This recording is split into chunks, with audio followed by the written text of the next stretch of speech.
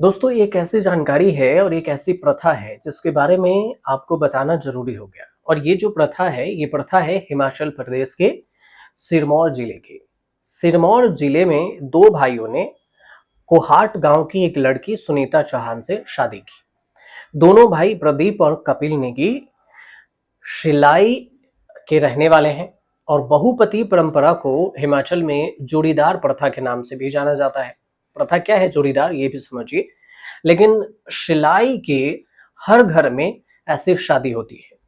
संपत्ति का बंटवारा न हो इसलिए जोड़ीदार प्रथा में 2 सगे भाई या इससे अधिक भाई एक ही दुल्हन के साथ 7 फेरे लेते हैं, मतलब शादी कर लेते हैं।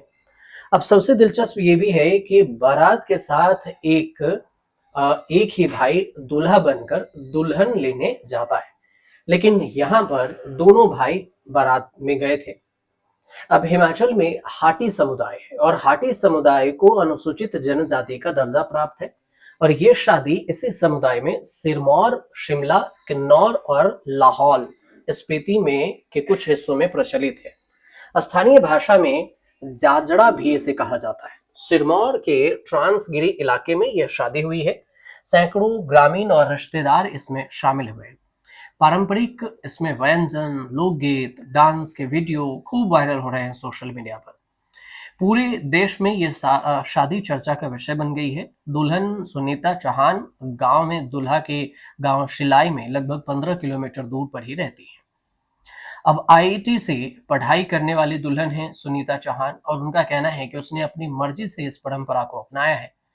कपिल नेगी और प्रदीप नेगी दोनों ने पत्नी को प्यार और संबंधों से स्थिरता देने की बात कही। यह शादी रमल सार पूजा पद्धति के तहत हुई है। इसमें फेरों की जगह पर सेंज लगाई जाती है। सेंज प्रथा में आग के चारों ओर फेरे नहीं लगाए जाते, बल्कि सामने खड़े होकर कस्में खाई जाती है। जोड़ीदार प्रथा में बारात दुल्हन पक्ष की ओर से दूल्हे के घर पर जाती है। अब पत्नी का बंटवारा कैसे होता है? पत्नी का बंटवारा ध्यान दीजिएगा। हिमाचल प्रदेश के जो पहले मुख्यमंत्री हैं डॉक्टर वाई एस परमार, उनकी किताब है पॉलिएंड्री इन द हिमालयाज। इसमें इस प्रथा के बारे में विस्तार से बताया गया है।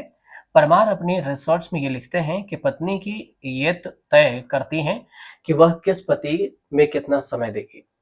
हालांकि ये दायित्व पत्नी का है और ये दोनों पतियों को बराबर प्यार देने की भी बात करती है। अब पुस्तक के 91 पेज में फरमार ये लिखते हैं कि कभी-कभी कमरे के बाहर टोपी, जूता या कोई दूसरी चीजें रख देते हैं ताकि इस बात का संकेत दिया जा सके कि पत्नी उसके साथ रहेंगी। अब ये परंपरा ऐसे समय में शुरू हुआ जब घर में एक ही कमरा होता था।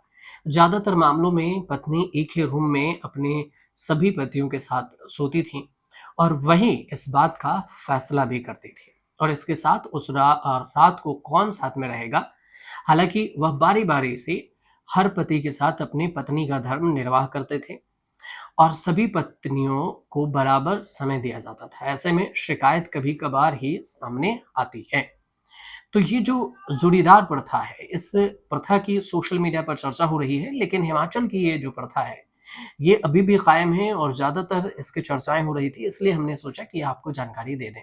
अगर जानकारी आपको सही लगे और हमारे चैनल से जुड़ सकें तो आप हमारे लिए कमेंट ज़रूर कीजिएगा और चैनल को सब्सक्राइब कर लीजिएगा।